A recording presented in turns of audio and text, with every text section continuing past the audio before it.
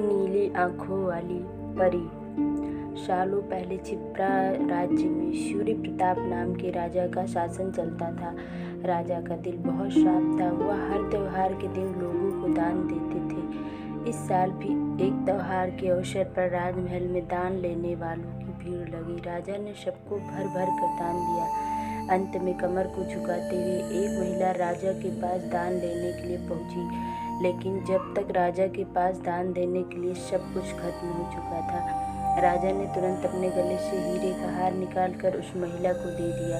वह महिला राजा के सिर पर हाथ फेरते हुए आशीर्वाद देकर चली गई। अगले दिन राजा अपने बगीचे में बैठकर सोच रहे थे कि मेरे जीवन में एक पुत्र की कमी है। भगवान ने मुझे सब कुछ दिया, लेकिन पुत्र सुख पता नहीं क्यों नहीं दिया। तभी राजा के गोद में एक आम आकर गिरा। राजा इधर उधर देखने लगे। उनके मन में हुआ कि आखिर ये आम मेरी गोद में आया कैसे। तभी कुछ देर बाद बहुत सारी परियां दिखी। उन सारी परियों में से एक नीली आंखों वाली परी राजा के सामने आई और बोलने लगी, इस आम को अपनी पत्नी को देना। ये आम तुम्हें पुत्र रत्न देगा। इसे खाने के 9 महीने बाद ही तुम्हारी पत्नी माँ बन जाएगी। वैसे तुम्हारे भाग में पुत्र सुख तो नहीं है, लेकिन तुम दिल के साफ हो और बहुत दानी, इसलिए तुम्हें ये सुख मिला है। बस ये सुख तुम्हें सिर्फ 21 साल तक मिलेगा। जैसे ही तुम्हारे बेटे की शादी होगी, उसकी मौत हो जाएगी। राजा ने दुखी मन से नीली आंखों वाली परी से पूछा, क्या इसका कोई उपाय नहीं है? परी ने कहा, राजन, कल मैं कमर झुकाते हुए एक साधारण महिला के रूप में तुम्हारे दरबार में दान लेने के लिए आई थी। देखो, जो माला तुमने मुझे दी थी वह मेरे गले में है। तुम्हारे इसी कर्म और दूसरों की मदद करने की भावना के कारण मैं तुम्हें पुत्र का आशीर्वाद देने के लिए आई हूँ। लेकिन तुम्हारा बेटा 21 साल से ज़्यादा नहीं जी पाएगा। फिर भी तुम उसकी मौत होते ही उसे एक संदूक में डाल देना। उसके बाद संदूक में 4 दही के घड़े रखना और बीच जंगल में ले जाकर छोड़ देना। इतना कहकर नीली आंखों वाली परी वहाँ से ओझल हो गई। राजा ने महल जाकर सारी बातें अपनी पत्नी मैत्री बता दी और उसे आम खाने के लिए दिया।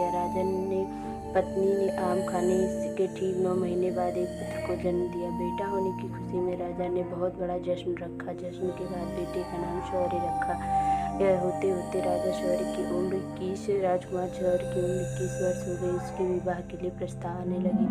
राजा ने बुद्धिमान लड़की वेदिका से उसके बेटे की शादी करा दी। शादी के कुछ ही दिनों बाद नीली आंखों वाली परी की बात सच हो गई। राजा का बेटा शौर्य मर गया।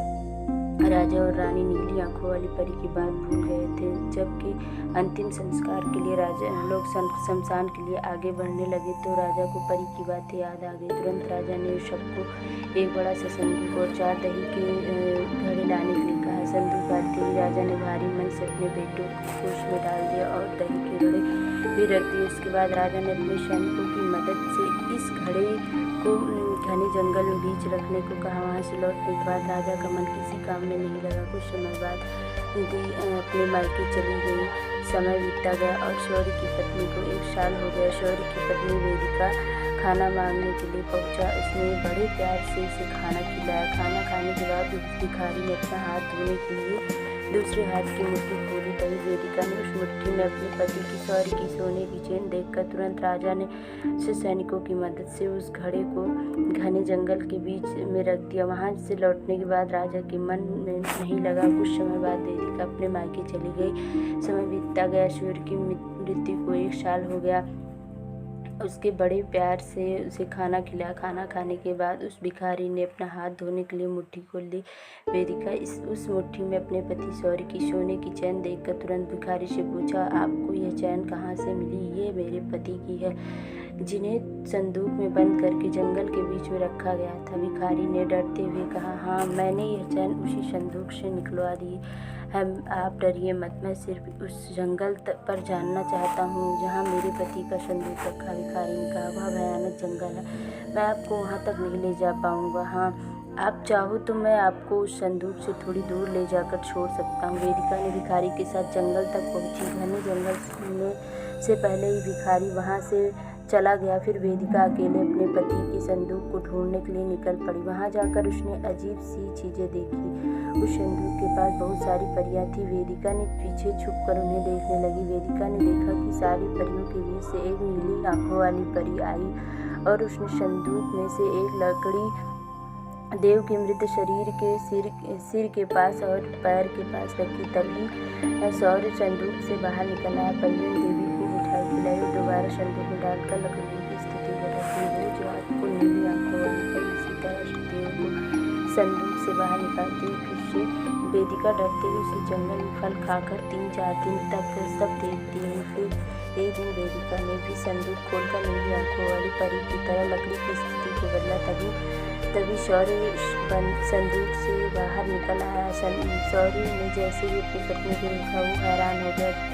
शौर्य कुछ बोल ही नहीं रहा था कि अचानक वेदिका बोल पड़ी, मैं आपको इस जंगल में इसी स्थिति में रहने नहीं दूंगी, आपको मेरे साथ चलना होगा।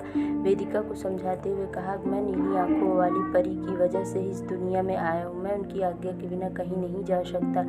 तुम मेरे संदूक में रखा हुआ एक घड़ा अपने साथ लेकर मेरे राज्य चली जाओ, वहाँ छुप कर रहना। तुम्हें 9 महीने बाद एक पुत्र होगा, तब मैं तुमसे मिलने आऊँगा। अब तुम लकड़ी की स्थिति बदलकर मुझे पहले की तरह संदूक में जाने दो। वो एक दिन पति के कहे अनुसार ही किया। सबसे पहले संदूक में पति को भेज दिया, फिर वह दही का एक घड़ा लेकर रूप बदलने के बाद राजमहल पहुंची और रानी को चिट्ठी भेजकर रहने के लिए जगह मांगी। रानी ने दया करके उसे राजमहल के पास ही एक कमरे में रहने दिया। जब रानी को पता चला कि वह गर्भवती है तो रानी का ख्याल भी रखने लगी। वेदिका ने एक बच्चे को जन्म दिया तो शौर्य उससे मिलने के लिए आया। उस समय रानी पास से ही गुजर रही थी। उन्होंने तुरंत अपने बेटे को पहचान लिया। रानी सीधे देव के पास पहुंची और पूछने लगी कि यह तुम्हारी पत्नी है, तुम्हारा पुत्र है, तुम जीवित हो? कहानी अच्छी लगे तो लाइक शेयर और सब्सक्राइब करें। Thank you.